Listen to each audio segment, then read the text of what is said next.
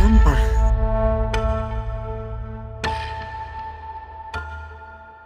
Lingkungan.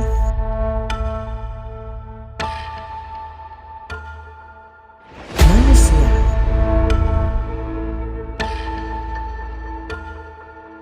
Sama seperti jumlah sampah itu sendiri, topik mengenai sampah juga tak kunjung ada habisnya. Sampah merupakan hal yang sangat berkaitan erat dengan kehidupan kita sebagai manusia.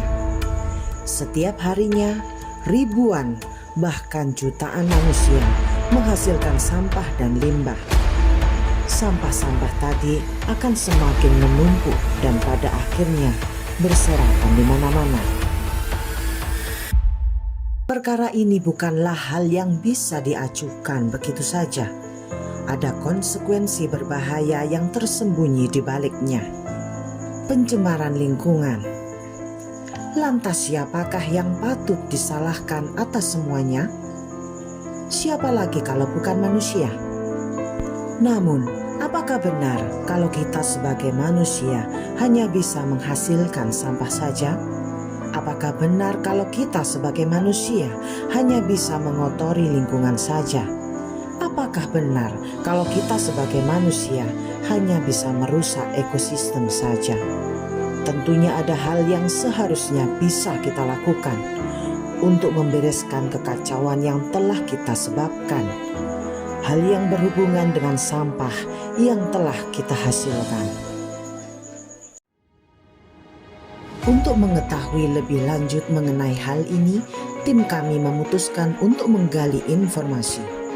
Beberapa waktu lalu, anggota tim kami pergi ke salah satu desa yang berada di Kecamatan Wajak, Kabupaten Malang, Desa Sukoanyar, lokasi beroperasinya sebuah kelompok masyarakat bernama KSM Barokah yang bergerak di bidang pengelolaan sampah dan lingkungan. Sesampainya di sana, anggota tim kami disambut baik oleh Bapak Santosa yang merupakan Kepala Desa Sukoanyar. Setelah mengutarakan maksud kedatangan kami, beliau dengan senang hati memberikan izin dan memperbolehkan kami untuk melakukan wawancara terhadap beberapa pihak lain yang terlibat. Di antaranya, Bapak Nurdin Nuryansyah SK selaku Sekretaris Desa, Ibu Susi Koriatin SPD selaku Ketua KSM Barokah, serta Bapak Ahmad Nurzaini selaku driver mobil pengangkut sampah dari Dinas Lingkungan Hidup. Anggota tim kami lalu mencari informasi mengenai upaya yang telah dilakukan oleh Desa Sukoanyar dalam menghadapi masalah sampah yang berpotensi mencemari lingkungan. Kami dengan upaya desa menggunakan dana desa, ya termasuk membangun TPS, kemudian pengadaan tempat sampah, kemudian kami juga membuat instalasi pengolahan air limbah, kemudian ada juga kelompok-kelompok di masing RT ini juga kami bentuk untuk mandiri mengolah sampah di RT masing-masing. Sudah mulai berjalan ya untuk organiknya, sampah organik khususnya.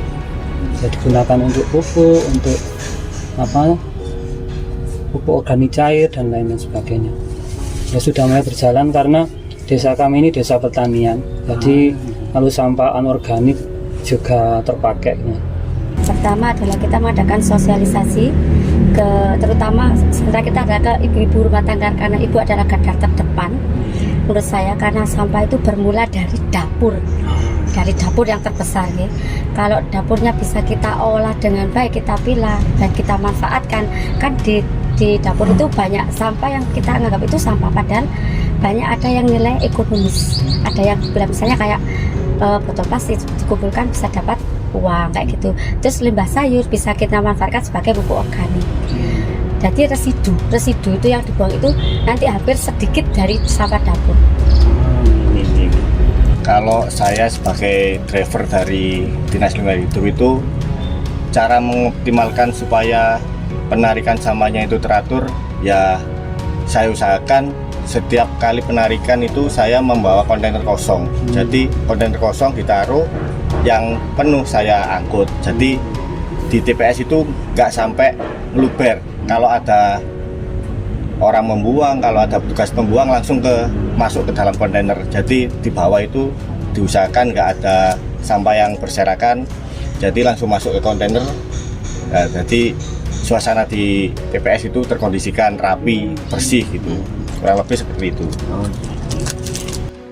Selepas wawancara, anggota tim kami mendapat kesempatan untuk ikut dengan Bapak Ahmad Nurzaini ke tempat pembuangan akhir bambu petung yang terletak di Dusun Paras, Desa Karangnongko, Kecamatan Poncokusumo. Sesampainya di sana, anggota tim kami mendapat kesempatan untuk melihat secara langsung mengenai proses pengolahan sampah di TPA.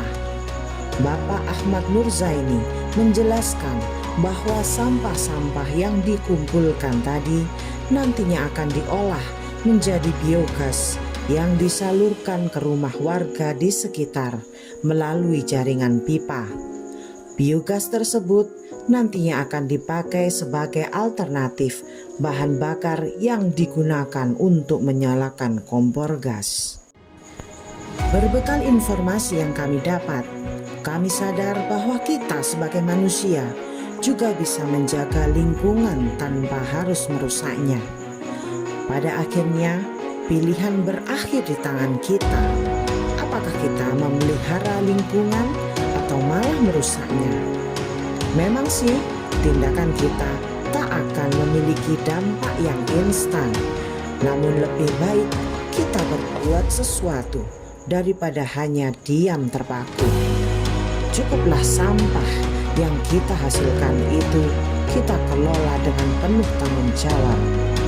Jangan sampai gelap sampah itu terbawa hingga ke pribadi kita.